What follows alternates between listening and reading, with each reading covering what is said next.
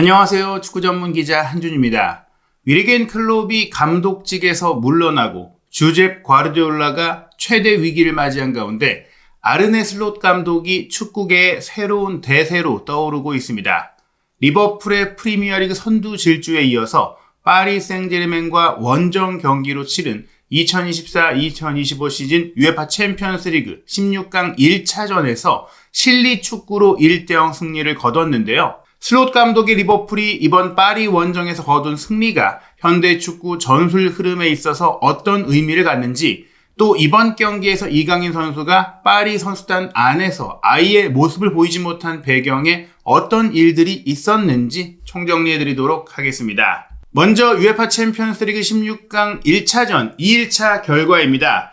황인범 선수가 부상에서 회복하지 못한 가운데 페예노르트가 인터밀란과 홈경기 1차전 0대2 패배로 2차전 원정을 앞두고 8강 진출에 먹구름이 드리웠고요. 쿠바르시가 경기 초반에 퇴장당하는 악재에도 불구하고 FC 바르셀로나는 하피냐의 결승골로 벤피카와 1차전 원정 경기 1대0 승리를 거두면서 8강 진출에 유리한 고지를 선점했습니다. 모두가 레버쿠젠이 유리할 것이다라고 전망했던 바이에른 뮌헨과 레버쿠젠의 경기는 1차전을 홈에서 치른 바이에른 뮌헨이 3대0 완승을 거뒀는데요. 무키엘레가 경고 누적 퇴장을 당하면서 수적 열세에 처한 레버쿠젠이 경기 막판 완전히 무너지면서 참패를 당했고, 이 결과 2차전은 홈에서 치르긴 하지만 뒤집기가 쉽지 않습니다. 레버쿠젠은 2차전에 4골을 넣어야만 8강에 오를 수 있기 때문에 바이에른 뮌헨이 분데스리가 우승 경쟁에 이어 챔피언스리그 우승 경쟁에서도 지난 시즌 굴욕을 안겨준 상대 레버쿠젠을 이길 수 있는 서력의 시간이 이어지고 있습니다. 그리고 파리와 리버풀의 최대 빅매치는 리버풀이 파리 원정에서 1대0으로 승리했는데요. UEFA 공식 채널에서 소개했던 기록처럼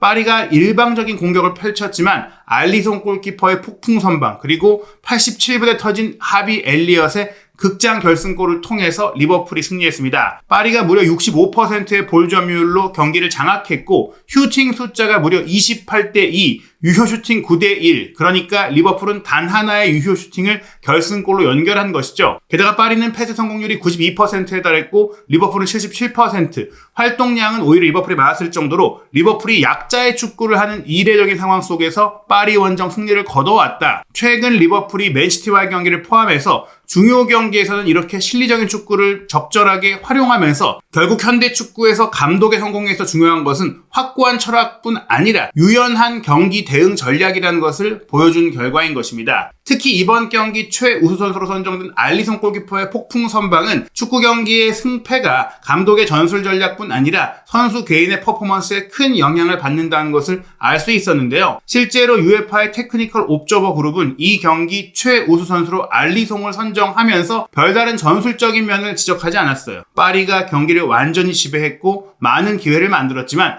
리버풀이 승리할 수 있었던 것은 의심할 여지 없이 언더프트플리 알리송의 활약 덕분이었다. 알리송이 파리가 득점을 충분히 할 수 있는 기회들을 막아낸 덕분이었다라고 논평했습니다. 실제로 알리송 골키퍼는 원래도 리버풀과 브라질 대표팀의 주전 골키퍼로서 매우 오랜 시간 동안 폭풍 선방을 펼쳐왔던 세계 최고의 골키퍼 중에 한 명인데요. 그런 알리송이 이날 하루 동안 기록했던 9개의 세이브는 리버풀 골키퍼가 옵타가 해당 통계 기록을 집계하기 시작한 2003-2004 시즌 이후 한 경기 최다 선방을 기록한 것이고, 알리송 선수 본인도 클럽 레벨에서 자신이 한 경기에 최다 선방을 기록한 보기 드문 수세에 몰린 경기를 펼치면서도 무실점 경기를 펼쳐낸 최고의 경기였던 것이죠. 나 역시 오늘 경기가 내 생애 최고의 경기였던 것 같다라고 이야기를 했는데요. 실제로 알리송의 선방쇼는 전반 37분이었죠. 흡이차 크바라첼리아가 왼쪽 사이드에서 가운데로 접고 들어오면서 시도했던 날카로운 오른발 슈팅이 니어포스트로 꺾어 들어왔기 때문에 물리적으로 반응하기가 쉽지가 않았는데, 이 슈팅 상황에서 바깥으로 감을 수도 있고 니어로 자를 수도 있기 때문에 먼저 선제적으로 반응하기가 쉽지 않았는데, 슈팅이 나왔을 때 반응하고도 이걸 막아냈다. 후반전 들어 9분에는 흡이차가 시도했던 날카로운 오른발 가마차기 프리킥 슈팅도 수비벽을 넘어서 골문 바깥쪽 구석으로 빨려 들어가는 흐름이었는데 알리송이 온몸을 던지면서 다이빙으로 막아내는 슈퍼 세이브가 있었습니다. 그 외에도 여러 장면들이 있었지만 경기 막판이었죠. 84분, 즉 아직도 0대0으로 팽팽하던 가운데 우스만 덴벨레가 우측에서 가운데로 접고 들어오면서 시도했던 왼발 가마차기 슈팅이 역시 골문 왼쪽 하단 구석으로, 그것도 아래로 드라이브 슈팅으로 떨어져 내려오는 슈팅이었기 때문에 막기가 쉽지 않았는데 이거를 몸을 던지면서 쭉 뻗어서 막아내기도 했고, 이 펀칭이 조금만 미스가 났더라도 바로 앞에 기다리고 있었던 파리 공격수 하무스라든지 혹은 배후에 기다리고 있던 다른 파리 공격수에게 연결되면 본인이 넘어져 있는 가운데 빈 골문으로 충분히 리바운드 슈팅을 허용하면서 실점할 수도 있었지만 확실하게 멀리 골문에 위협되지 않게 공을 처리해내는 최고의 골키퍼로서의 선방 능력을 보여주면서 무실점을 이뤄낸 것이죠. 행운의 무실점이라거나 파리가 그저 슈팅을 난사해서 유효한 득점 장면이 아니었지만 기록적으로 뻥튀기 된 게 아니라 정말 두세 골 정도는 들어갈 수 있을 법한 슈팅이 있었는데 알리송이 막아내면서 무실점을 이뤄냈다라는 겁니다. 그리고 이번 경기 또 하나의 주목되는 점은 그동안 리버풀의 상승세가 살라 선수의 개인적인 엄청난 경기력 덕분이라는 얘기들도 있었잖아요. 현재 프리미어리그에서 득점 1위, 도움 1위를 달리면서 음바페와 더불어 발롱도르 유력 후보로까지 언급되고 있는데, 슬롯 감독이 살라를 잘 활용한 것이지 살라에 의존하는 감독이 아니라는 점을 바로 이번 파리와의 경기에 보여줬습니다. 이날 경기는 리버풀이 파리를 상대로 완전히 장악당했고 공을 거의 소유하지 못했고 공격 기회가 거의 없었잖아요. 그러다 보니까 사실 공격 지역에서 압박이라든지 다른 전술적인 역할보다는 온더블 상황에서의 득점 상황에만 역할을 부여하고 있는 살라가 할 일이 많지 않았고 조용한 경기를 펼쳤거든요. 그러다 보니까 86분 조금 지친 기세, 폼도 떨어져 보였던 살라를 교체 아웃하는 결정을 내렸는데, 그때 살라 본인도 굉장히 아쉬워하는 모습 보였습니다. 그러면서 들어갔던 것이 어찌 보면 기대만큼 성장하지 못하는 게 아니냐는 지적을 받았던 하비 엘리엇인데, 그 하비 엘리엇이 살라 대신 교체로 들어가자마자 47초 만에 결승골을 터뜨렸다라는 것이죠. 즉 슬롯 감독의 준비된 용병술, 경기 중 운영 능력이 빛난 결과였다는 겁니다. 실제로 엘리엇을 투입하기 전에도 후반전 먼저 교체 카드를 꺼낸 것은 바르콜라를 빼고 두에를 투입했던 66분 루이스 엔리케 감독이었는데요. 이 교체에 곧바로 맞대응을 하면서 67분에 빠른 바르콜라가 빠졌을 때 조타를 빼고 빠르고 피지컬이 좋은 누네스를 전방에 둬서 더 활동거리를 늘리는 롱볼 전략을 쓰기 시작했던 게 슬롯 감독의 리버풀이고요. 커티스 존스를 투입하면서 디아스를 뺀 것도 오히려 누네스를 투입하면서 존스를 넣어서 중앙 지역에 또 체력을 보강했었거든요. 수비의 안정감을 보유하면서 피지컬 축구를 하겠다고 바꾼 것이죠. 그리고 나서 78분에 자이르 에메리와 하무스가 교체로 들어가고 후비차와 파비안 루이스가 내려왔을 때도 파리는 공격을 더 강화했습니다. 공격적인 선수, 체력적으로 좀 갖추고 있는 선수를 투입을 하면서 또 진짜 9번인 하분스를 배치했던 것인데, 이때 79분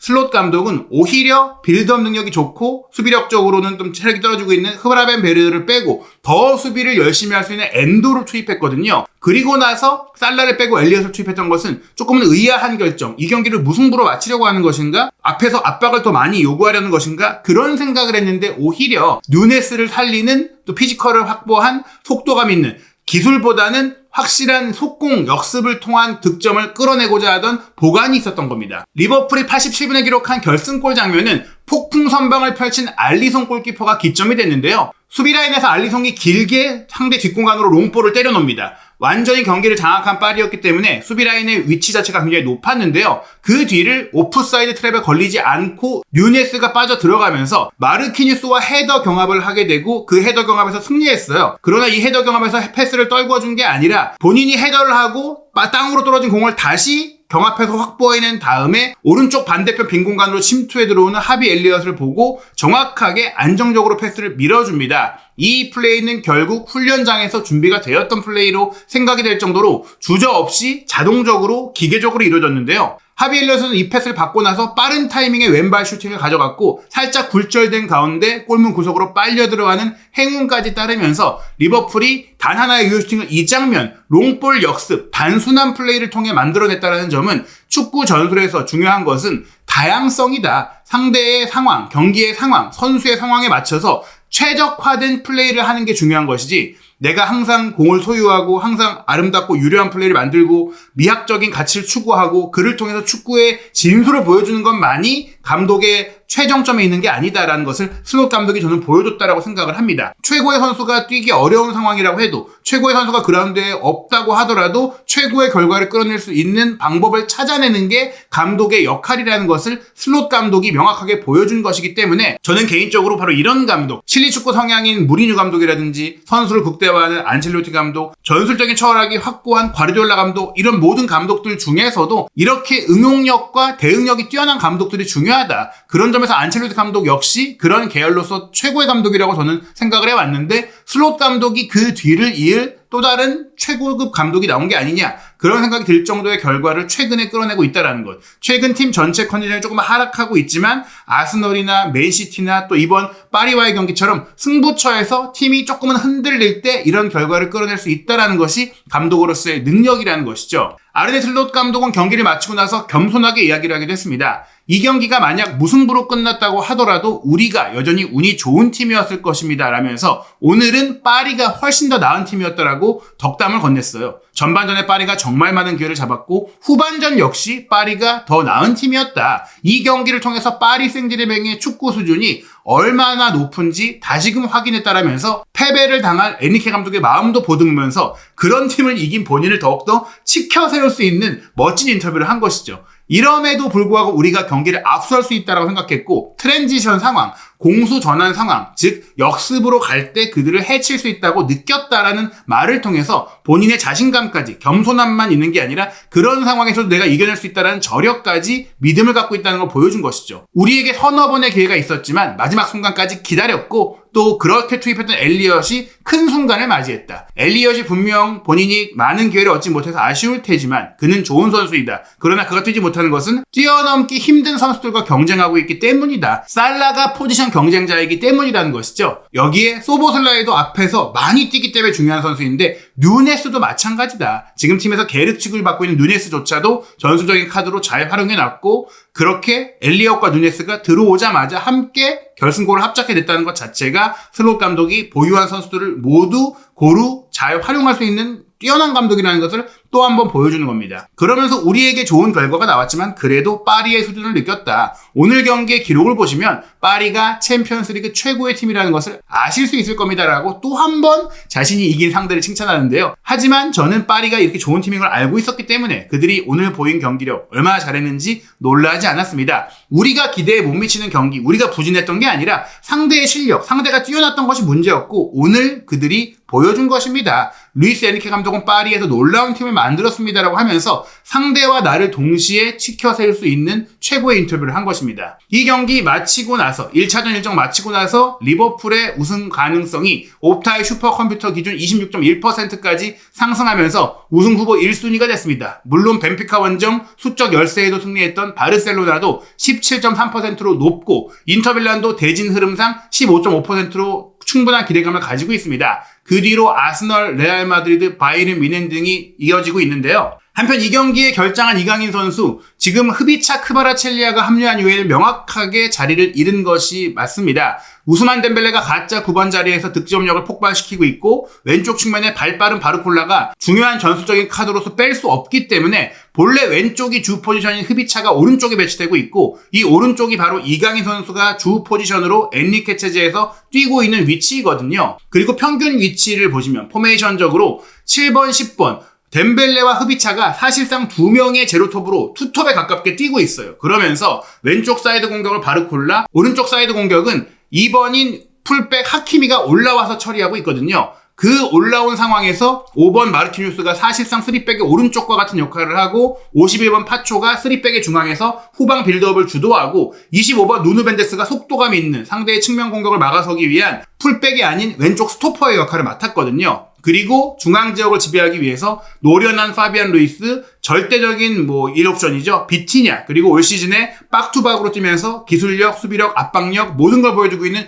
주앙 네베스, 이 세 명은 확고한 역할을 하고 있습니다. 여기에 두에까지도 어떻게 보면은 파비안 루이스와 로테이션 자원 내지 바르콜라의 역할을 할 수 있는 메짤라 공미 윙포워드로서 이강인 선수보다 앞선 평가를 받고 있거든요. 두에가 패스 성공률 자체는 이강인 선수보다 떨어지지만 도전적인 플레이, 개인적인 온더볼 상황에서의 득점 창출력을 더 높이 평가받고 있고, 워렌 자이르 에메리 같은 경우에는 미드필드 라인의 수비력을 더 높이 평가받고 있고, 곤살로 하무스는 파리에 몇 안 되는 정통 9번이기 때문에 전술적인 명확한 색채에 있어서 이강인 선수가 이런 경기에서, 중요한 경기에서 필살기로 쓰이지 못하고 있는 겁니다. 경기를 안정적으로 마무리하거나 세트피스에서의 강점이 있지만 경기가 급박하게 이어지고 있고 또 속도감이 클 때는 오히려 후순위가 되고 있는 것이고, 그 또 다른 이유 중에 하나는 최근 이강인 선수의 폼이 조금 떨어졌기 때문이기도 합니다. 최근에 있었던 하브리그 팀 스타드 브리오샹과의 쿠프 드 프랑스 8강전을 결장했던 것은 몸 상태, 즉 근육 부상이 있었기 때문으로 알려졌거든요. 그리고 그 근육 부상이 사실은 누적되어 왔기 때문에 최근 리그1 경기도 툴루즈전 이후에는 리옹전, 릴전을 교체로 잠깐밖에 뛰지 못했어요.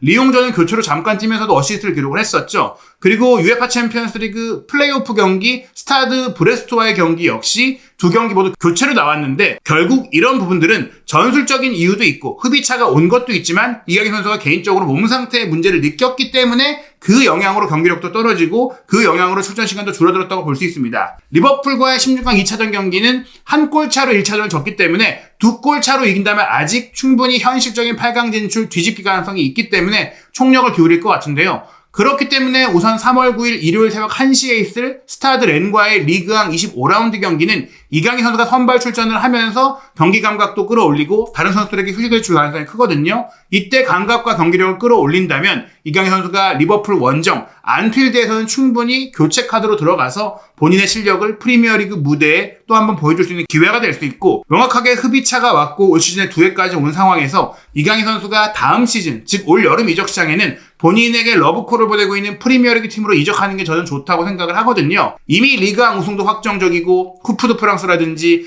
프랑스 내 대회의 전관왕은 지난 시즌도 해냈고 올 시즌도 유력합니다. 더 이상 타이틀에 대해서 동기부여가 크지 않아요. 올여름에 있을 클럽 월드컵에 참가하는 것도 중요하긴 하지만 그 이후에는 이강인 선수가 새로운 도전을 하는 것이 충분한 의미가 있기 때문에 렌과의 경기 잘 치르고 리버풀 원정의 모습을 드러내면서 파리의 극적인 챔피언스리그 8강 진출을 이뤄내고 본인의 가치, 프리미어리그 팀들의 관심을 더 높일 수 있을지, 한준TV 구독, 좋아요, 알림 설정을 통해 유럽 무대 최전선에서 활동하고 있는 한국인 선수들의 최신 소식과 해외 반응, 그리고 정밀한 분석 빠르게 확인하시기 바랍니다.